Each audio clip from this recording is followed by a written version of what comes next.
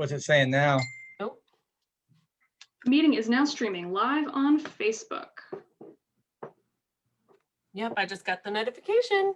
Okay, everybody, it looks like we Thank are you all. finally ready to go. Thank you, everybody, for your patience. My name is Kate Gruber, your local technology disinclined, I guess you could say. I take full responsibility for everything that caused our 10-minute delay this morning, or this evening. See, I don't even know what time it is. Welcome to Rev War Revelry. It is Sunday night over here on Emerging Revolutionary War, and it is Ladies' Night.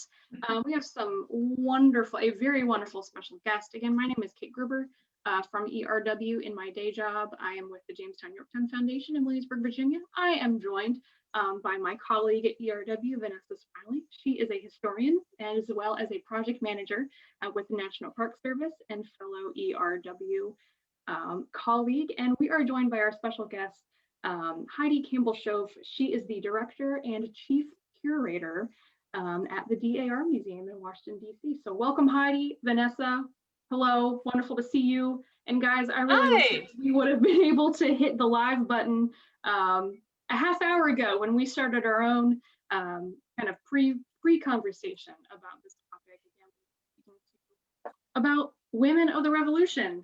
And, you know, I just wanted to jump right on in and get this conversation started because, yeah, we're here to talk about women's roles in the revolution. And we've called this Ladies' Night, and this is women's history. But, you know, I don't care who you are or how you identify or where you're coming from. I just want to get this out there. I know we call this women ''s history. It is not just for women who study history. Women's history is American history. And it's so important to acknowledge the lives and the roles of women in the Revolution and any era of American history. And it's important to have these conversations because without studying women in important eras and events like the Revolution, you are not going to get the full story, plain and simple. And so we've just been having a really great and obviously really energetic conversation about why it is so important to study women in the Revolutionary era. And we have just been all over the place already, but I want to throw it to Heidi. Obviously, you are the director and chief curator at the DAR. So not only do you, the Daughters of the American Revolution, not only do you interact with Revolutionary War history, but you specifically interact with women's roles and support and contributions during that era and beyond. So how does this topic, I mean, do you find it challenging to do women's history, or do you find it, you know, is this something that's just so ingrained in your everyday life that that this is just what you do? Well, our position at the DAR Museum is an interesting one because of the history of the DAR in general. It was founded in 1890, and one of the first things that they did was create a museum, and mainly because they had all of these relics from the American Revolution that they had displayed or they were going to display at the World's Fair in Chicago. And so then they thought, well, if we're going to have these things on display, we should have a museum to display them in Washington when when we have a home, because at that time they didn't have a home yet. So the collection at the DAR Museum has some American Revolution objects that what you would typically think about, powder horns. We have a musket or two, but what's interesting is the collection is very, you can tell where it came from. You can tell where it came through women's hands because of what women were giving and inheriting and then passing on to the museum, because we find our connections to the revolution are through women's objects.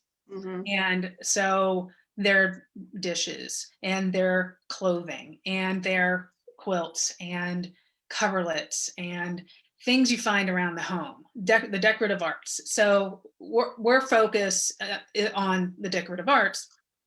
And then we talk about women's experience from the Revolution through the 19th century, through those objects. So I think that's an interesting place to start looking at women's lives, but also to think about how, this women's organization has been around for a long time, but their emphasis was not necessarily on telling revolutionary stories all the time. They're interested in telling, as an organization, the revolutionary story, but their museum isn't. So it's a dichotomy. But we're always looking at women's history through our objects and through our exhibits. And I think it's a sort of a default for us, if you can say that.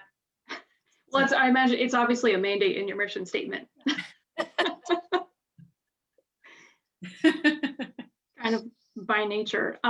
So Vanessa, clue us in a little bit about, your own personal history with telling these stories. Sure. Yeah. So so obviously I used to work for several Revolutionary War sites, Morristown up in New Jersey, but also down in South Carolina, the Southern Campaign parks. So 96, Kings Mountain. I think anybody who's regular on these knows all the parks I used to work at. The Over Mountain Victory Trail, 96. And one of the key things that I always tried to do while I was down, especially down in South Carolina, was telling more of women's stories as they relate, or rather as part of the whole story. Because especially in the Carolinas, you've got kind of the first, I say, and I know other historians have said, that's where the first American Civil War really took place, because you have brother versus brother, cousin versus cousin, father versus son, but you also have mother versus husband, mother versus son, because of just the diversity and the split that happens within the Carolinas. And you have a lot of instances where women are joining with the militia, not necessarily to fight all the time, but they're following their militia from their local area because they want to be with those husbands that they want to support, or sons, or what have you. So one of the events that we did down in 96 to commemorate the first battle of 96, which happens in November 1775, it was titled Defending the Home Front. And it was a little bit about, just that story of that divide that happens in the backcountry of the Carolinas, but it's also about the different roles that women played, not just the stay at home and watch the farm, but the camp followers, the women who would actually go in and participate in battles. Now, granted, we don't have, and this is one thing I'm very interested to have a dialogue about, we don't have a lot of resources necessarily about women and their roles, because we have a lot of primary resources about all the generals and all the commanders and all of this stuff, but how do we really dive into researching women's history? And that in and of itself is its own divide, because you kind of see it's kind of separated as like its own special thing, but also you see the side of it's integrated. So how do you pull out those pieces, and how do we find those resources to where we can talk about specific women through and their actions that they took to support either the Patriot cause or the British cause? So Vanessa, you brought up a lot that we've, kind of in our pre-live chat, we're discussing amongst ourselves, but so I want to come back to a lot of the points that you just made, but one of them early on, you mentioned that that in the American South, not just the American South, but in the rebelling colonies, the American Revolution is really the first instance of a civil war in the not yet but almost will be the United States. And within that, you've also brought up this idea that it can be very difficult to suss out women's stories in a lot of these larger narratives. And Heidi was mentioning earlier about a story that she just recently read that kind of integrates both of those ideals, kind of about the Civil War issue that a lot of women are kind of caught inside during the revolution, and then also this idea of where do you go to look for women's stories in the revolution. Yeah, we're working on an exhibit right now for next year, which it's called Making Early America: Origins and Impacts of Everyday Things. So we're looking at where things came from in early America. So we're starting, before the revolution to about 1820, 1830. And in the process of that, I was looking through inventories, and I found an inventory of a shopkeeper / merchant, one of those up and coming kind of fellows in the 1770s in Philadelphia, who was a loyalist. And he, after the British left Philadelphia, he went along with them, but his wife didn't. And so which you kind of wonder, what's the dynamic in that household?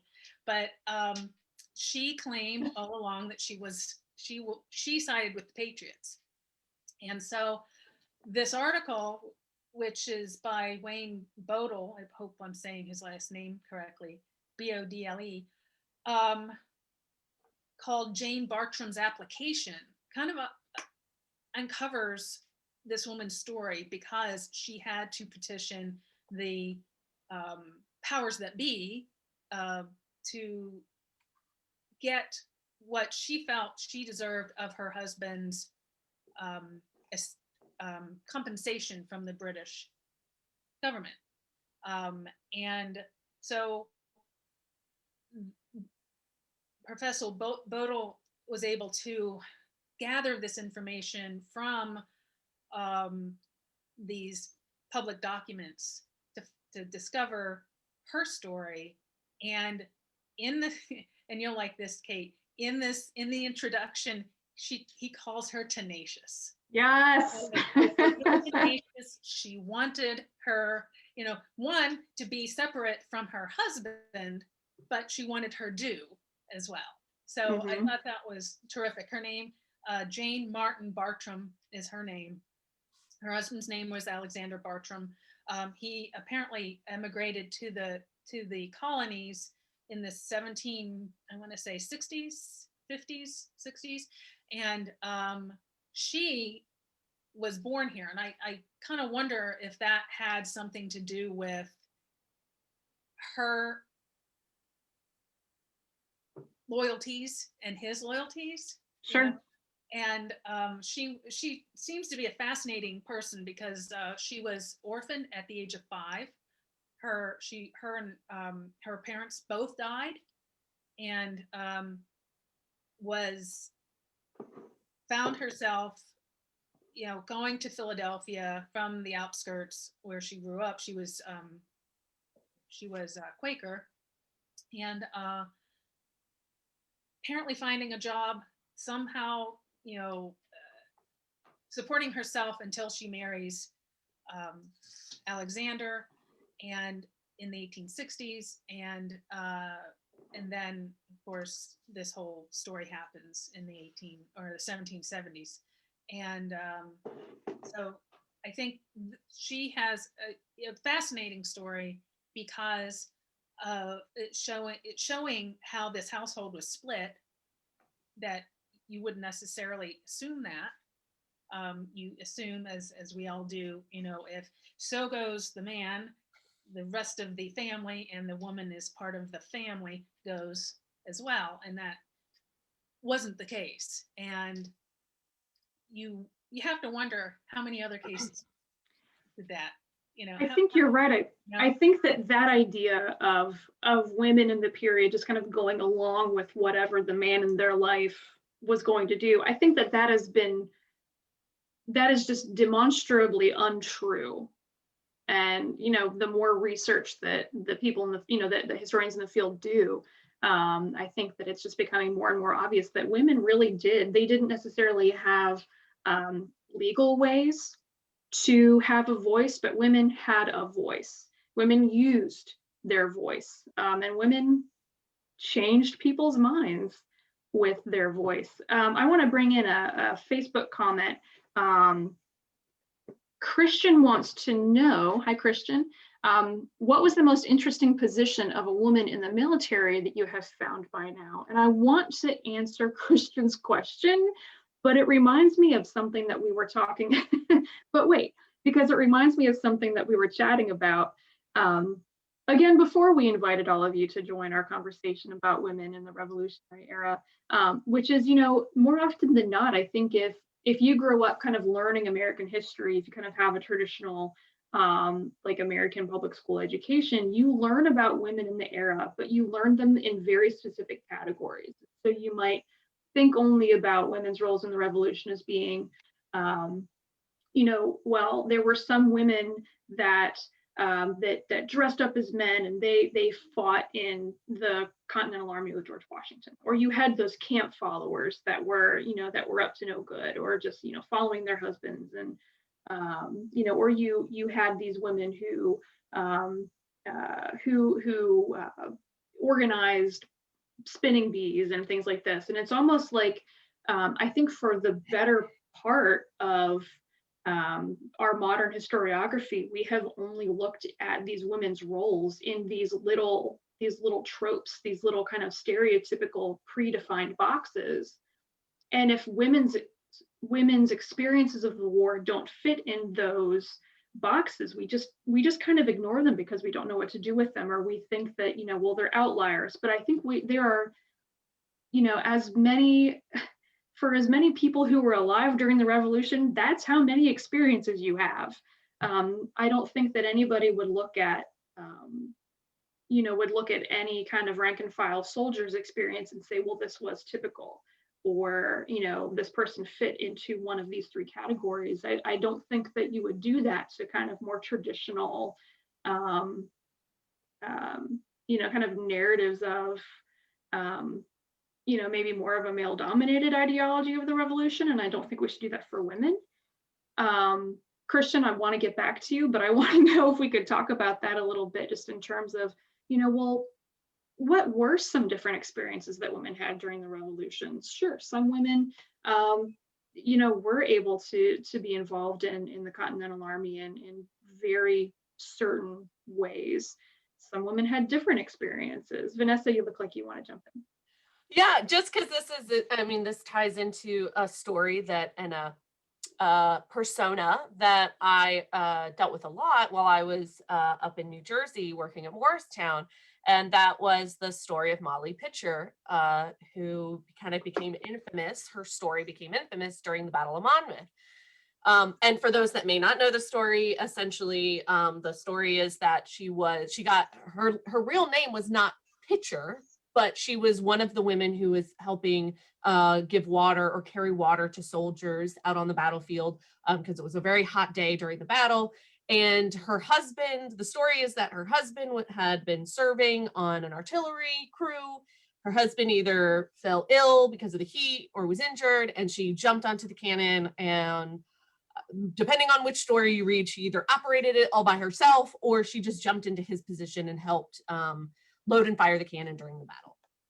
And this is a great story. We don't have a lot of evidence that it actually happened, the specific evidence, but also who it actually was.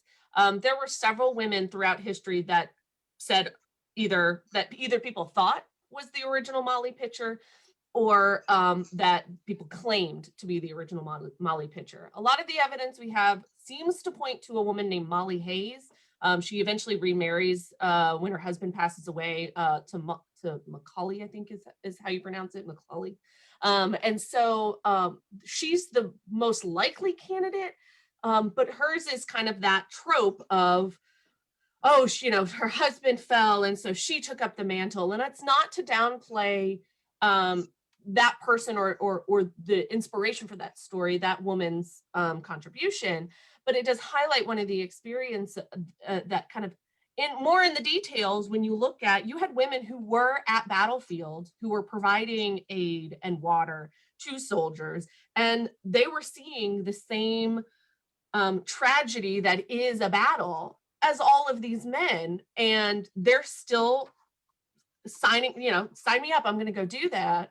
Even if they see their own loved ones, being injured or killed on the battlefield, they're still taking up that mantle of this is what I have to do.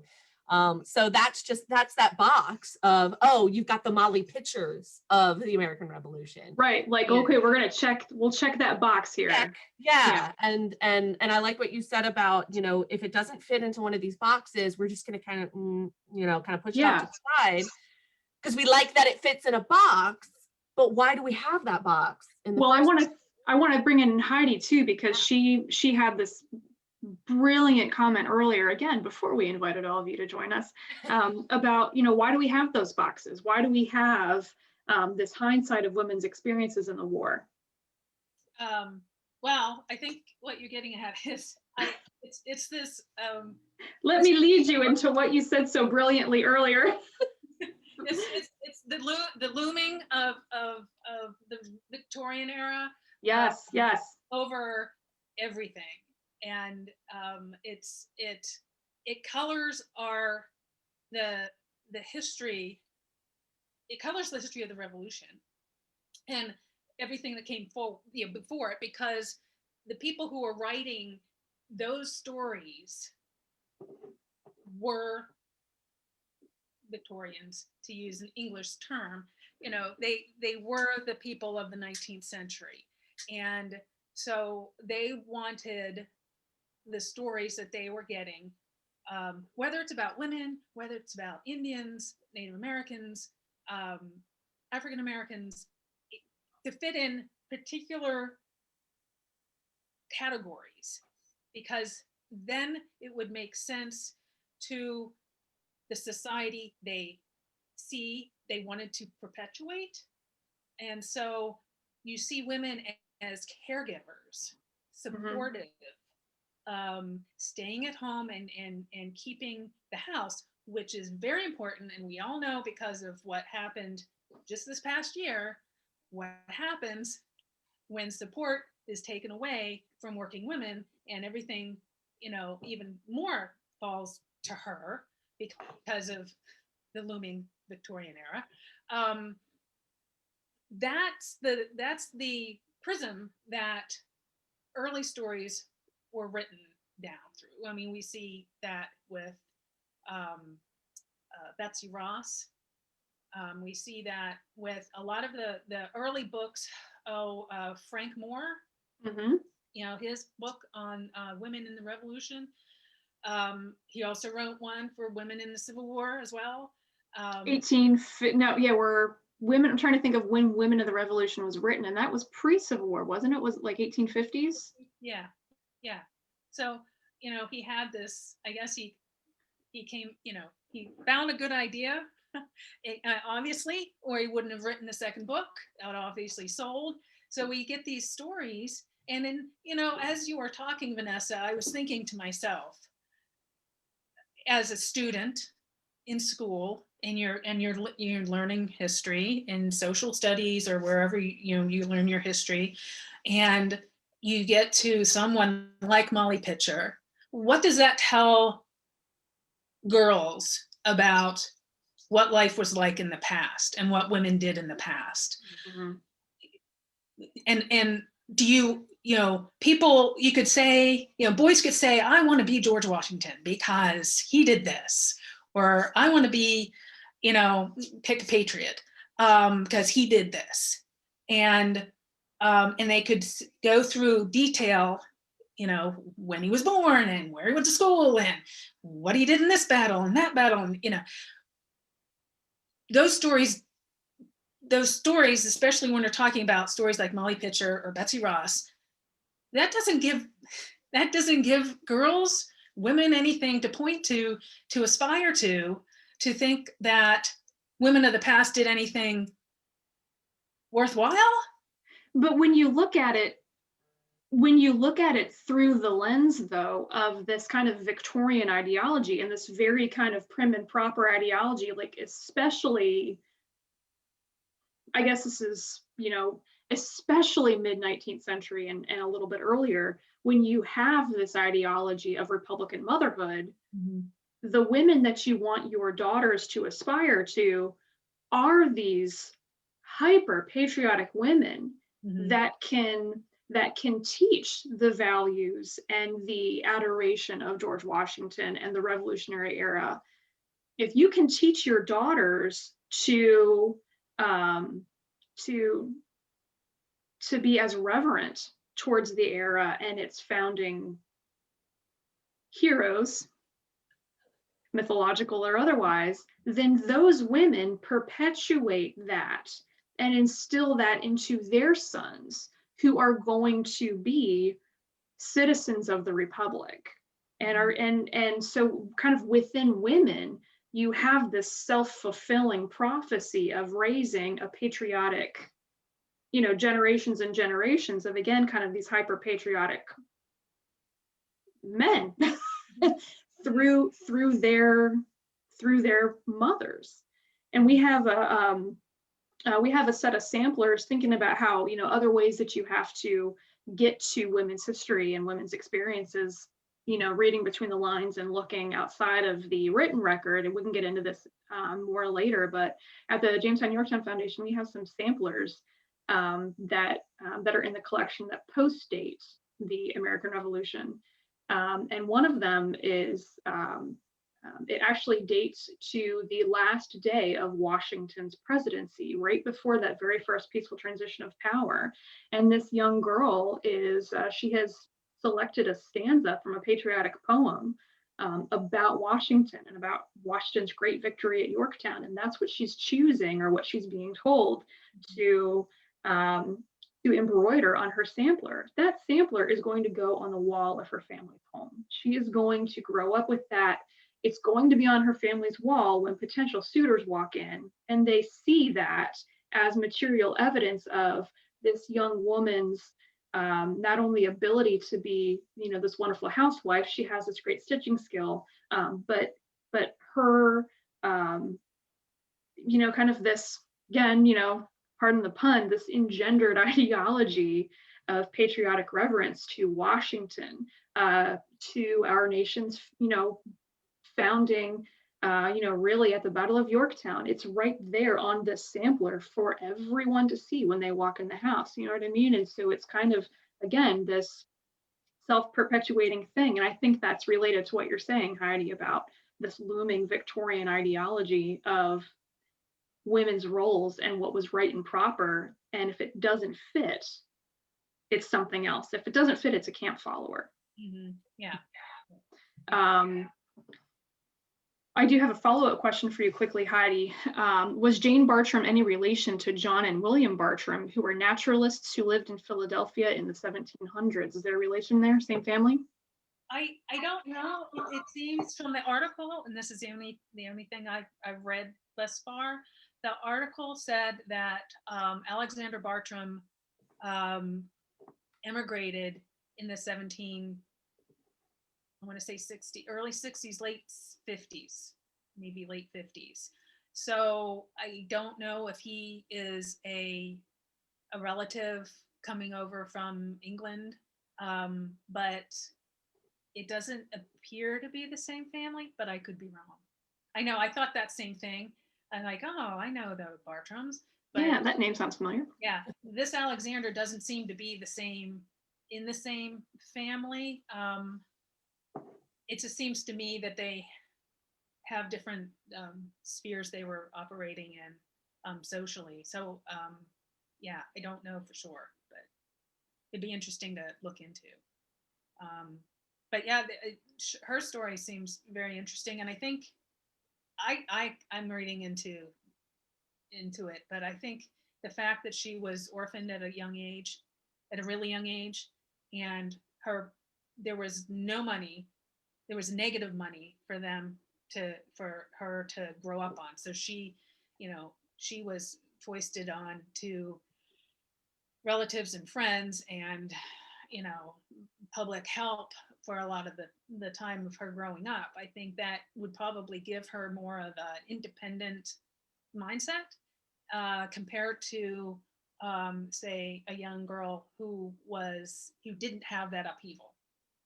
So that may be why she decided she was going to make the application, that she had that mindset. And I mean, you can see that in women throughout history, that there are some women who want to, or feel comfortable, or maybe not even comfortable, but feel the necessity to step forward and to fight for what they think, they feel, they believe, they know is theirs. And then there are other women who lack that, maybe it's confidence, or maybe it's a fear of being seen as stepping outside the proper role, Again, these boxes. of a lady, which Yeah. is a lady. There's a lady and a woman, and they're not the same thing. And ladies have a prescribed set of, I could say, set of rules to follow. Sure. So, Jane may or may not have been considered one at the time, especially after, years and years of revolution, making her way herself. She was a working woman, most likely, and but she had that tenacity to go to the English representative and say, hey, I want some of my husband's compensation. And you see that in, I think you see that in some of the pension pension files too. Women who, especially African American women, who, know that they are due something. Yeah. Whether it's money or land, they're due something, and to have the fortitude to go and say, okay, what do I need to prove that my husband, served in the revolution, and to prove that I was married to him at the same time. And it's a very complicated and difficult process, and some that would intimidate a lot of women. And so much of, again, we were talking about again earlier, when we should have went live at 6:30 to capture all this. So many women, may have had, or maybe very likely have had the ability to read, but not everyone had the ability to write. And so when it comes down to being able to kind of retrospectively prove your relationship to someone, or even give your own pension deposition, your resources may be very limited. And that might be to no fault of your own. And so many women's, pension applications were denied. So many women went without support, from the states or the federal government. But I do want to come back, Heidi. Thank you for bringing in the fact that enslaved women, Black women, were very much impacted by the revolution. So far, so much of our conversation has been very, very Anglo oriented women of European descent, but absolutely everyone in the revolution, free, enslaved, born in the colonies, immigrants, of course, Native Americans, absolutely everyone was impacted by the revolution. This is an era that had wide implications, from how your physical space was going to change, how your economy was changing, society was changing. I mean, think of every aspect of your life. I mean, the revolution is going to come in and complicate that. And that is so true for enslaved African American women who had difficult choices to make. I thought I saw Martha Katz Hyman hop on earlier, maybe not. I'm so thankful for her and her work, and she's done so much with Mary Perth, who is an enslaved woman close to here in Southeast Virginia, who had difficult choices to make and ended up, throwing her lot in with the British Army, and left with the British Army in 1783 out of New York and ended up going to Nova Scotia. From Nova Scotia, she went to Sierra Leone. I mean, there were, the decisions that you were going to make or had made for you, again, had drastic implications for the rest of your life. And again, the choices that enslaved women had to make just would have absolutely crippled me emotionally, I think, had I have lived in the era. Well, when you're bringing that up, it's reminding me of the fact that, we don't necessarily integrate these stories, and we like to put them in. Same with women in their specific roles. We need to have the panel about African Americans. We need to have the panel about Native Americans. We box, don't we? Yeah, and I think we lose just what you're saying about it's not just here's the one, but it's this whole. And by understanding it as a whole, by bringing in these pieces and integrating it into the whole story, I think that's where we can get at those emotions, at those holy crap, like this was a complete life altering event. And depending on who you were, what skin color you were, your economic status, your gender, all of these pieces influenced your experience, but you can't just segregate it into its own box of, okay, well, we have to talk about this because women's history is important. So here's the box for women's history. Because I think we lose that integralness of the experience if you separate it out as, okay, we're just talking about it as this one piece. Oh, for sure. I have to weave it in. I think, right. Thank you. I love that. We have to weave these stories in. And I think if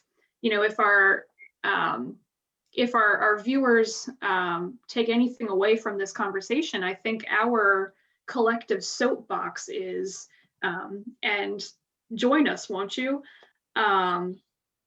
It is imperative, it is critical to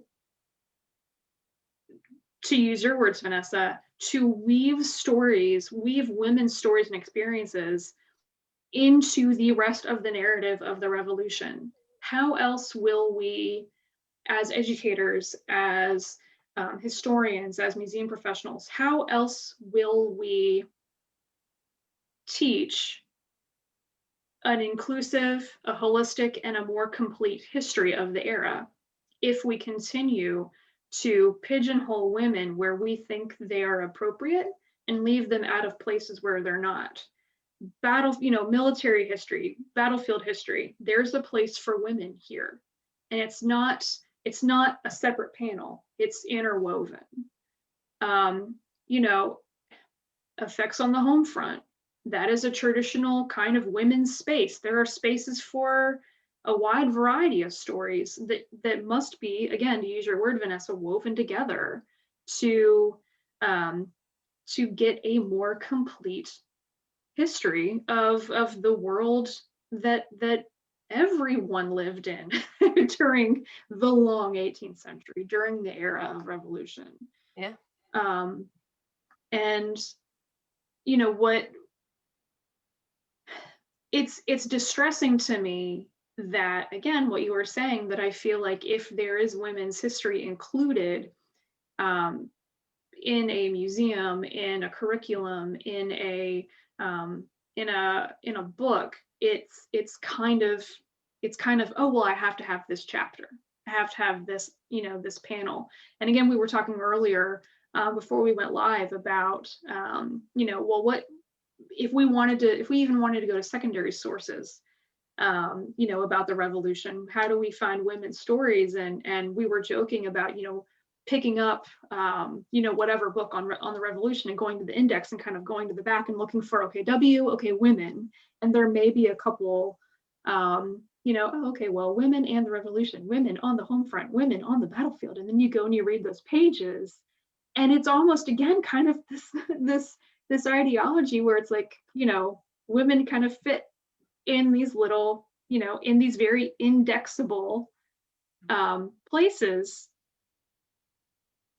weave them together, bring them into the narrative. And I, was, when we were talking about this, I gave the example of, how would our understanding of the Battle of Bunker Hill be how would that be different if we from the get-go understood Faith Trumbull's experience of the Battle of Bunker Hill? And that's just one small example, but it's a powerful one that women were present. Women suffered consequences, just like anyone else. Oh, two things made me. I thought of two things when you were talking, and they're kind of the same but different. One is I'm not. We can't blame the Victorians for everything. Oh, it's so fun though. It's relatively easy to do. But I don't want to say that I'm blaming, because it's not the same, because you can't tell someone's story if you don't know about it. So you Right. have to study it. And the discipline of women's history wasn't a thing until the 1970s. Right. So that means there's a lot of making up time to and digging in and finding these stories and focusing on stories and people and places, and digging through archives that aren't arranged to find things about women. They're arranged to find things about men. Mhm. So figuring out how to attack those sources to find the information you're looking for. And so I think some authors and some curators, they grab a book on women in the revolution, and we'll use some of this, and we'll just put it here. So there's some of that, but we are now, it's getting close to 50 years since the discipline as its own thing was created in academia. Are we like post-social history? Are we like postmodern social historians? I don't know how that. Yeah, I don't know. But the other thing, and I'm going to call out some of my docents, because I think it just blew my mind. When you come to the DAR Museum, when we're back open, you can have a docent-led tour. You don't have to, but you can. And we have 30 some odd period rooms of different eras in American history. And we have a general tour that the docents give the guests. And the general tour is a women's history tour. And it's women's roles in the home, because our period rooms are homes. And so when we were training the docents to to give this tour, several of them were saying, but what about the men on the tour? And I'm like, what about the men on the tour? Well, they're not going to be interested in a lot of women's stuff. I'm like, we've been interested in men's stuff for how long? So come on, maybe they'll learn something. But again, this is American history. This is the American Revolution. Yes. Women's experiences, men's experiences, somewhere in between or neither. It's all American history. Yeah. And you know what? I got to follow up, because we are getting comments on in the Facebook chat. Women are calling, burn the boxes. Burn the boxes. I now want that on a t-shirt and a tote bag. So if someone wants to start a Cafe Press campaign for us, burn the boxes, hashtag women's history is American history, or hashtag burn the boxes. I think we've started something new, and I'm very proud of that as an outcome of our conversation.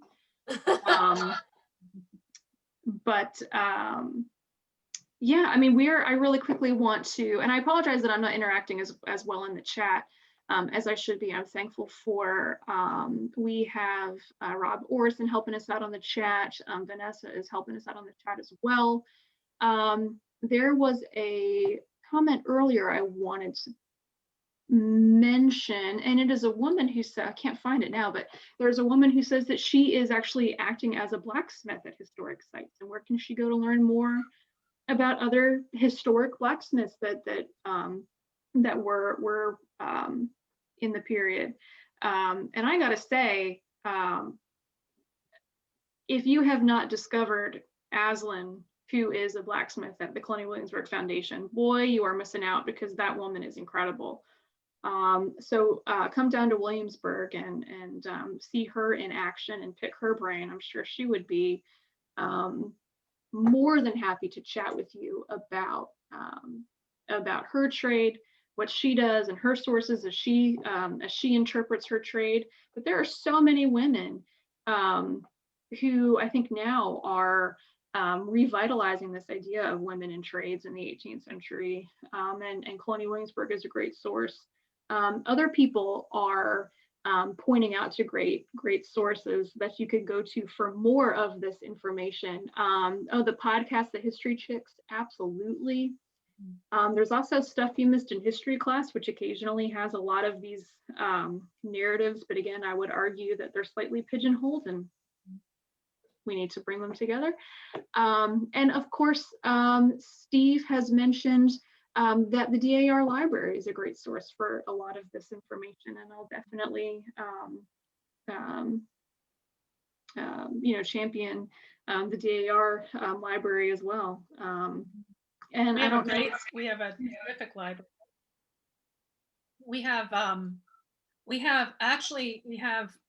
our genealogical library, which is enormous, and we have what's called the Americana collection, which is a collection of early American manuscripts. And then the museum has its own library as well, which is, of course, more focused on what we do with objects. So we have a lot of object-related sources and texts and resources, social histories. But yeah, in the museum, we go down, as we say, go downstairs, because our offices are on the 3rd floor. We go down to the library a lot. And they have manuscript collections in their collection as well. So there's tons of great information at the DAR library, and it's open. Well, not now. It will be open. Once we get there, once we get our vaccine, it's open to the public. That's what a lot of people don't realize. It's open to the public. It's free. And so, yeah, the museum's open to the public. The library's open to the public. It's all free and accessible to anybody. There's terrific librarians there too that will help you with your research if you want them to. So definitely, that's a great resource.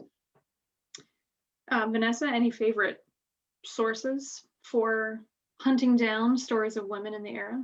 I have 2, because these are the 2 books that I have unpacked from my move from over a year ago.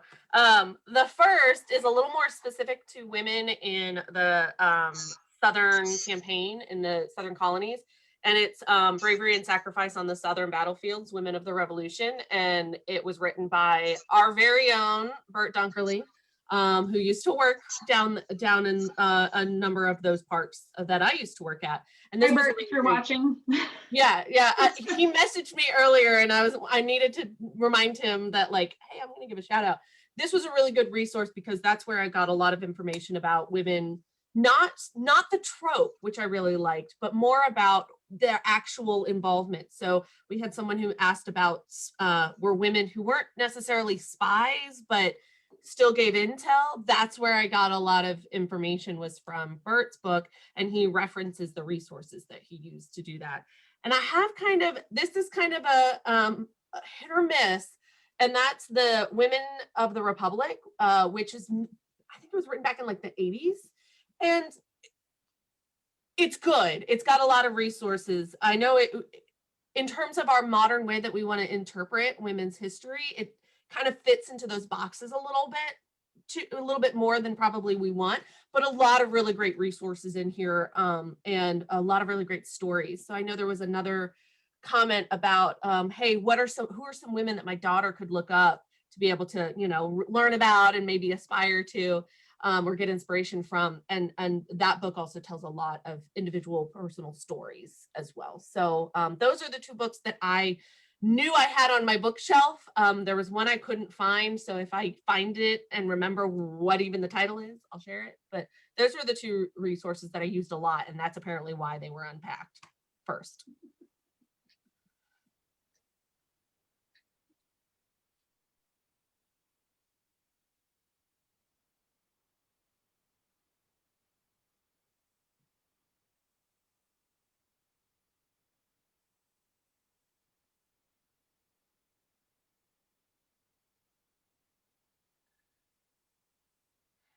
Hey, Kate, I don't know if it's just me, but I've lost audio. Yeah, I can't hear you. Wow, I have hit a button on my computer and I am so sorry.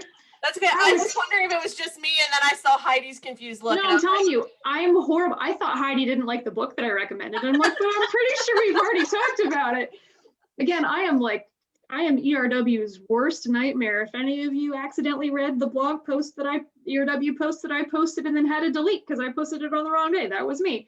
I was singing the praises of Rosemary Zagari's Revolutionary Backlash, which is a discussion on kind of the world the revolution begat for a lot of women who were going to inherit it, and it is a lot of this kind of early Republican motherhood towards cult of domesticity, towards this Victorian era. I think it kind of starts in the 1840s and then does a retrospective of what did women think they were going to get out of the revolution.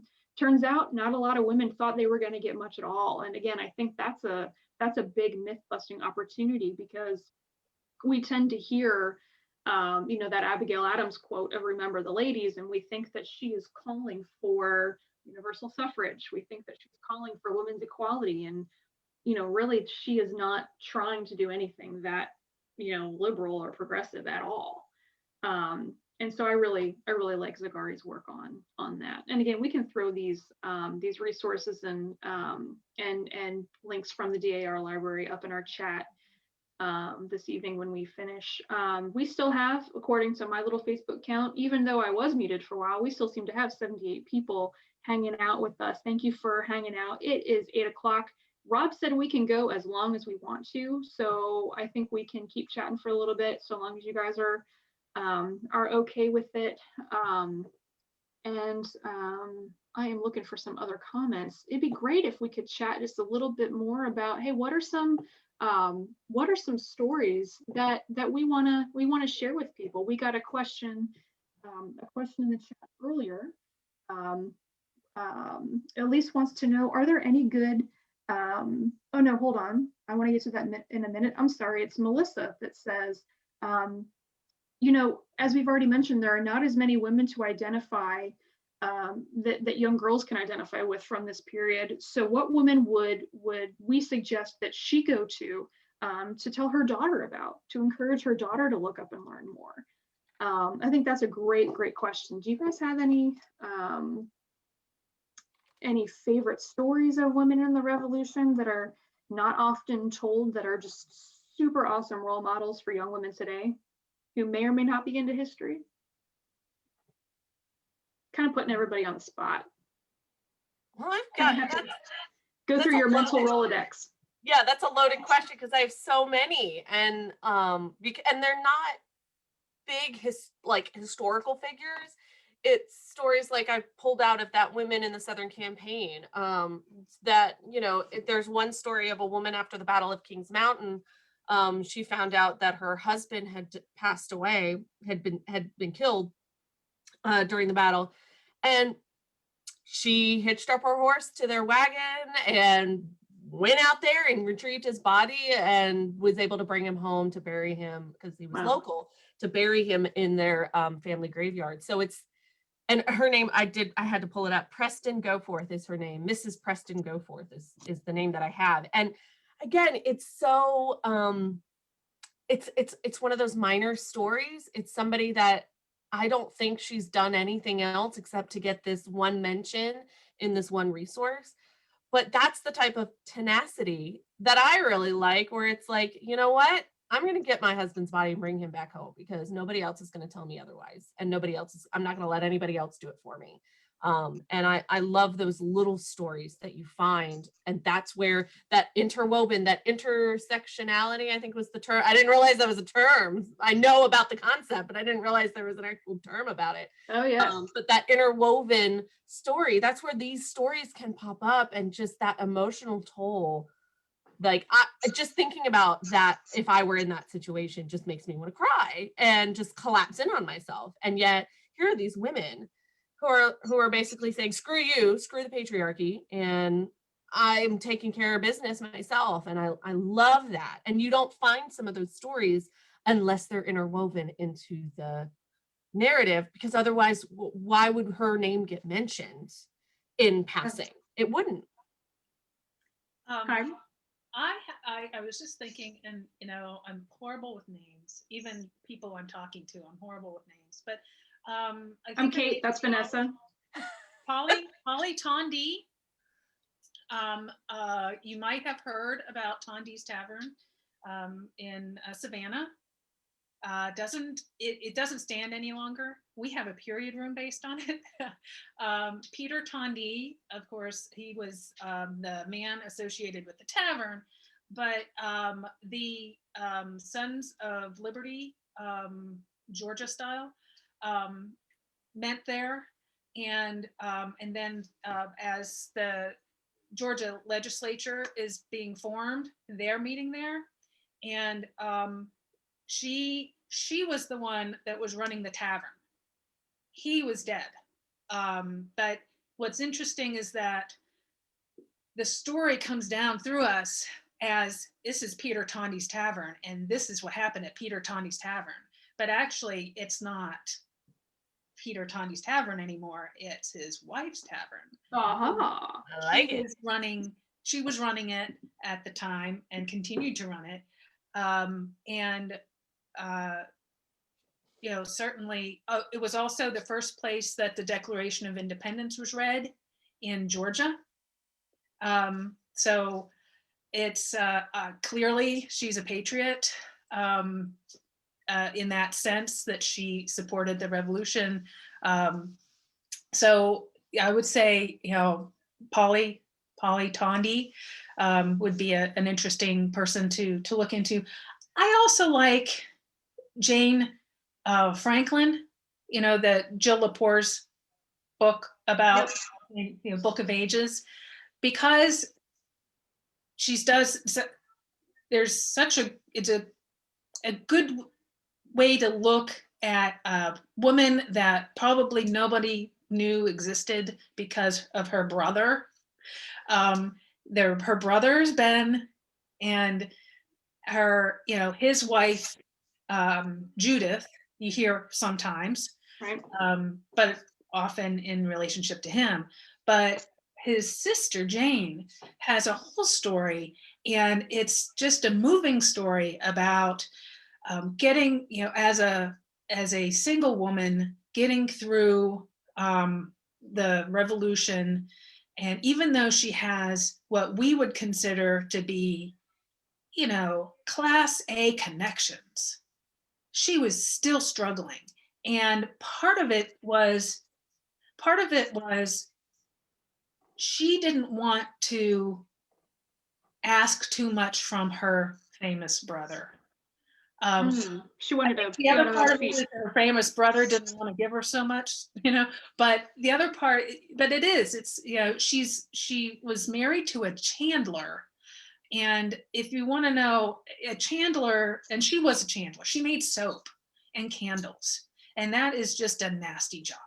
No, it doesn't matter how you cut it up. It's not like candle making these days. Yeah, cut it up.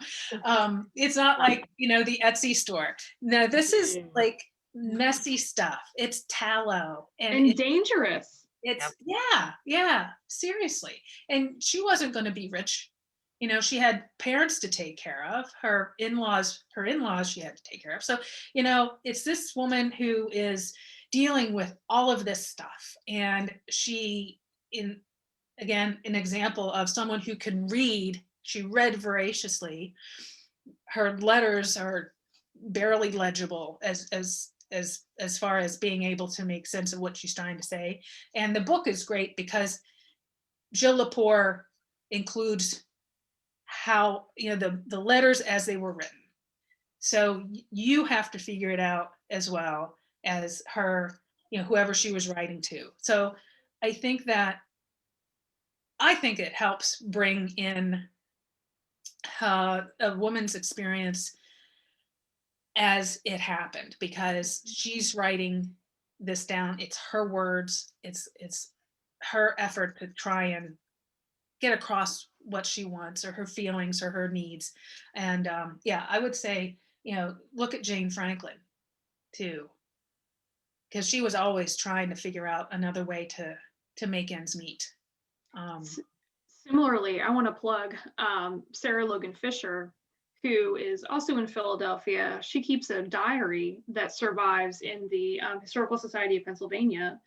She is married there. She's a Quaker. She's married to a man who refuses to take an oath to the Patriots, and is essentially he is arrested and sent to Virginia because he refuses to take an oath and he refuses to fight. And so she's left alone. She's pregnant when he's arrested and taken to Virginia. And she's left alone with their family, their growing family, and their farm. And again, in her own words, her diary survives.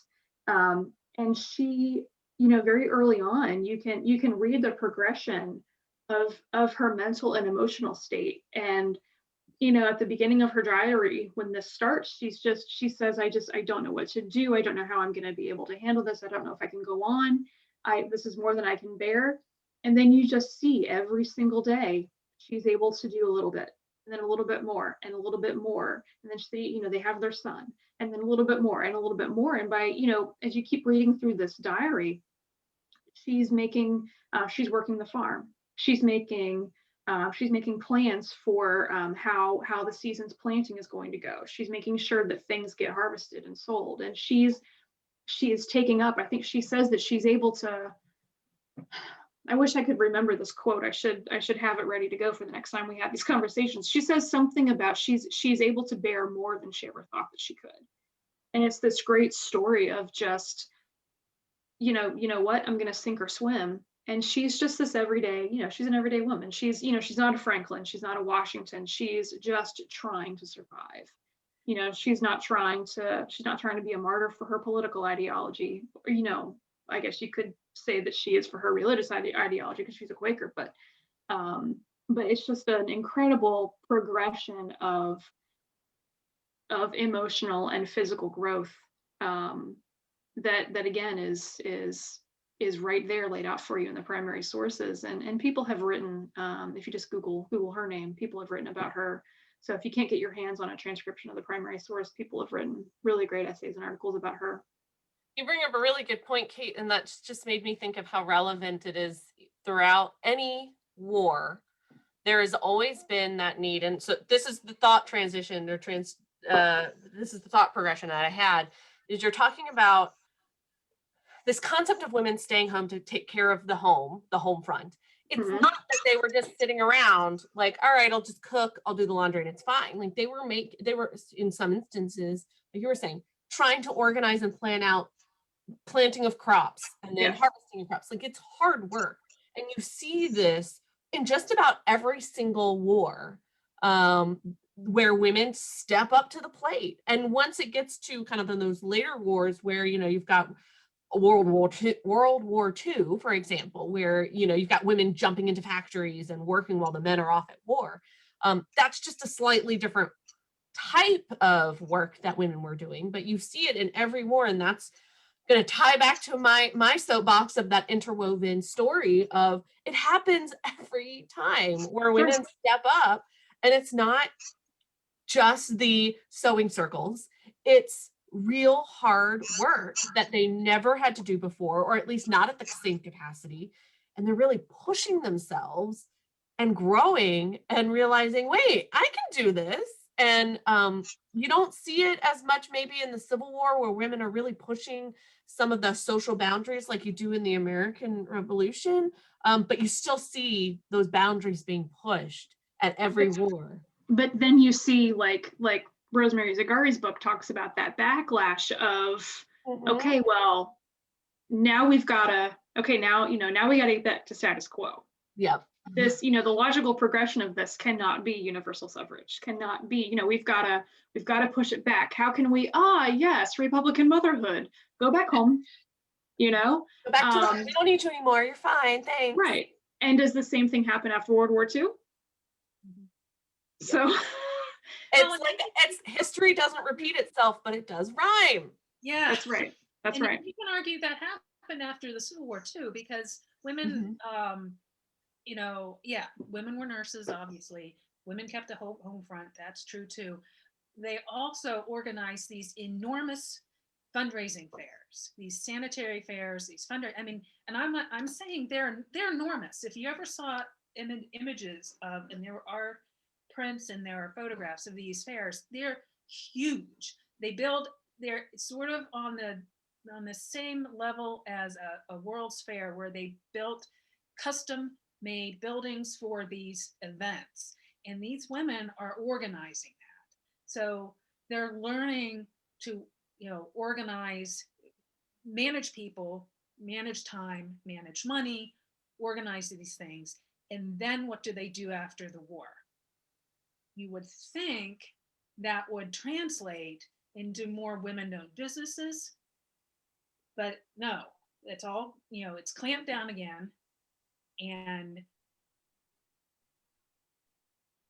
we're back to, how we were before, before the war. And so there's some progress, but it's clamped down again in the late 19th century with all of the, the Victorian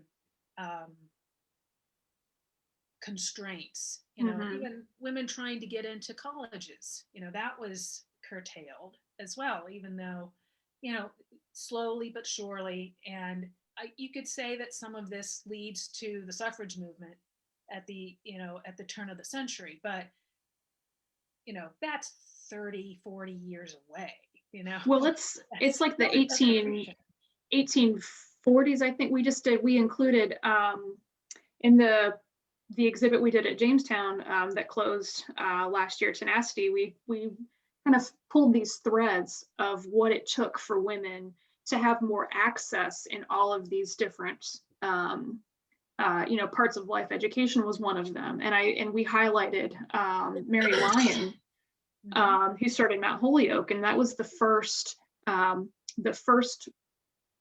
women's college to incorporate the same curriculum, in math and science that men were getting at the time.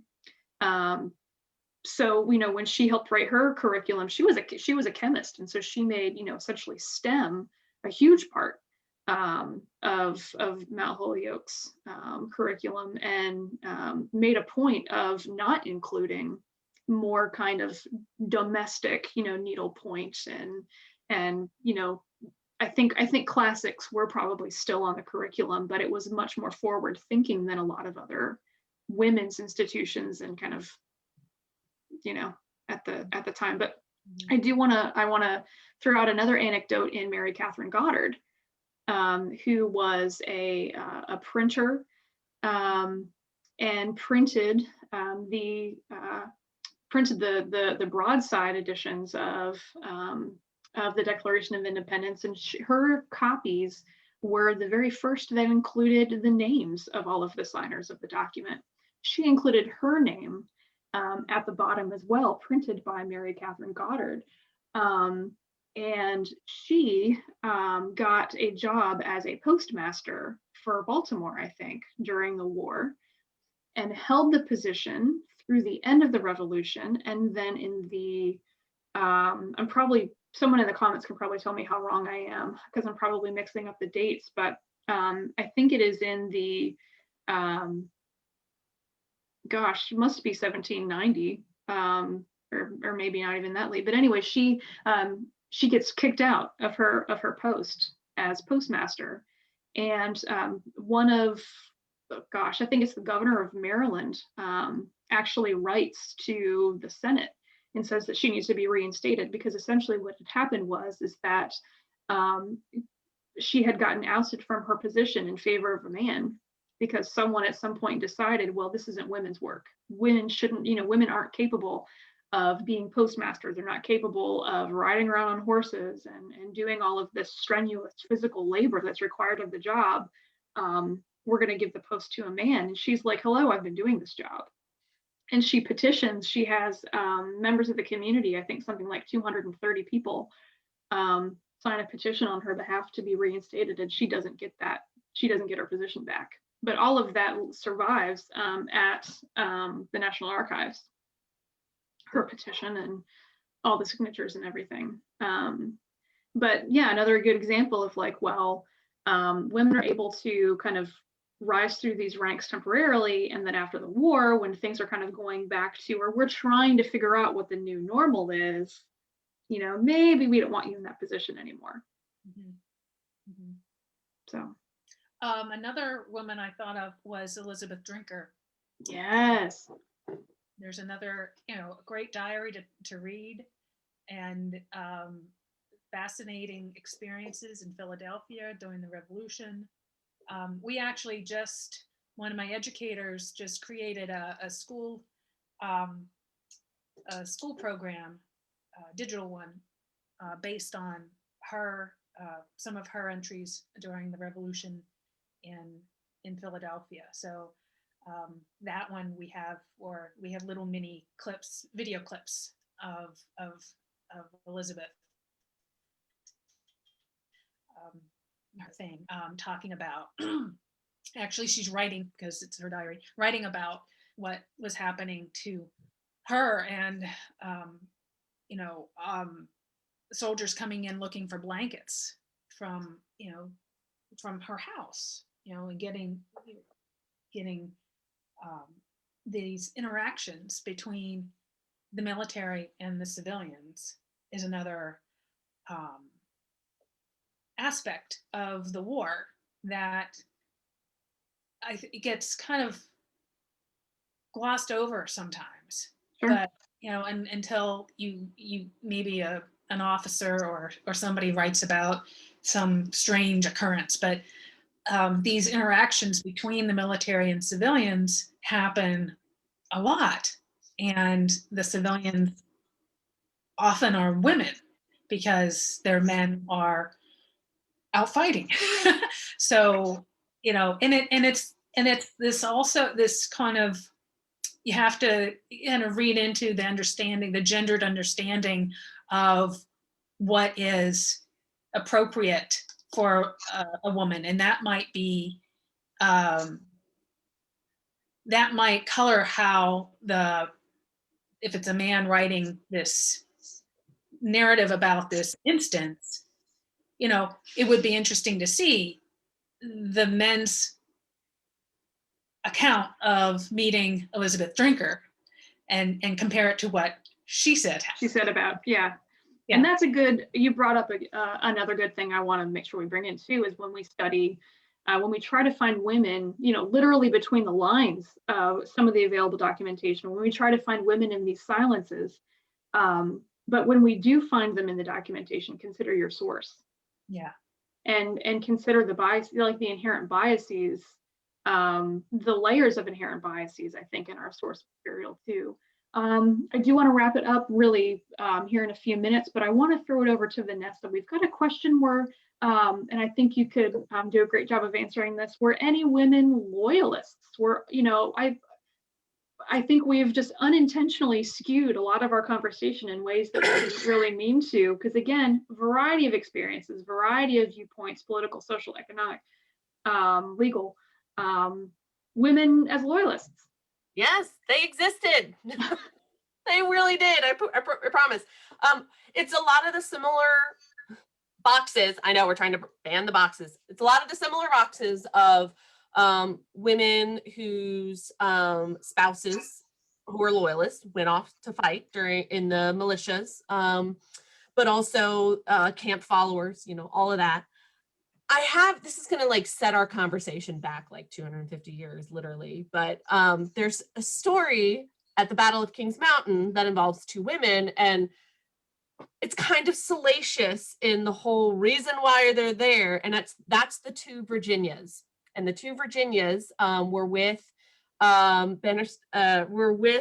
Ferguson, and so we don't know exactly what their role is. The story and their stories have been told and retold over time for years, and we think it's kind of gotten blown out a little bit out of proportion. But basically, we from what we know about women who followed the armies, is they were most likely servants of some kind, doing cooking, cleaning, laundry, etc. Those traditional roles. But they are there at the Battle of Kings Mountain. One of them is taken prisoner. She's the only female prisoner of the 600, I think it's roughly 600 loyalists that are held under guard that evening. She's eventually allowed to be released because she's the only female prisoner. She's given a horse, she's given a pass to get through checkpoints with the British Army. She ends up somewhere in South Carolina, Lansford, I think. And where she goes from there, we don't know. We don't know what happens to her. We believe that was Virginia Paul. Virginia Sal, however, is killed during the battle. And she is buried with Ferguson on Kings Mountain. And she is still there with Ferguson. So they did, I think it's in 2000, they did some ground penetrating radar where Ferguson's grave is at Kings Mountain. And they indeed found two skeletons that are there with Ferguson, or at where Ferguson supposedly is, or what we believe is where Ferguson is. So yeah, so she is I think one of the few, if not only, instances of a woman who is buried at Rev War battlefield site who was killed during the battle. So I say it's a little bit salacious because the kind of running joke is that the reason Ferguson had each woman's name was Virginia was so when he was whispering sweet nothings into her ear, he wouldn't get the name wrong. Do I need to roll my eyes again? I'll do it again. Everybody eyes me. There you go. But it's if you get past that salaciousness of like, oh, who were they? Because again, this story gets told and retold because who wins the American Revolution? Right. Not the loyalists. And so why not talk bad about anybody you can? And but yeah, these two women, I mean, they were side by side with the soldiers with the army, and they experienced battle, and one of them is killed during this battle, and she's still there. Now Ferguson has this nice, beautiful monument to him right on the gravesite, but she's, you know, kind of left unknown to history unless you read about the Battle of Kings Mountain and see that little anecdote about Wow. her. Okay. I think we're coming on 8:30. Thank you all for sticking with us. Thank you for your patience at the beginning. Mea culpa. Vanessa, I think you gave us a great kind of lasting vision of these women are literally buried under the stories of the men that we tend to deify in this era. And I want to thank Vanessa for joining us tonight. Heidi, our special guest from the DAR Museum, thank you so much for being with us tonight. And you know what, guys? Burn your boxes. Let's get out there, tell these histories, integrate these histories into everything you do. To the ladies of the revolution, thank you so much for joining us, and we will see you next time on ERW's Rev War Revelry. Bye, everyone. Bye. Thank you.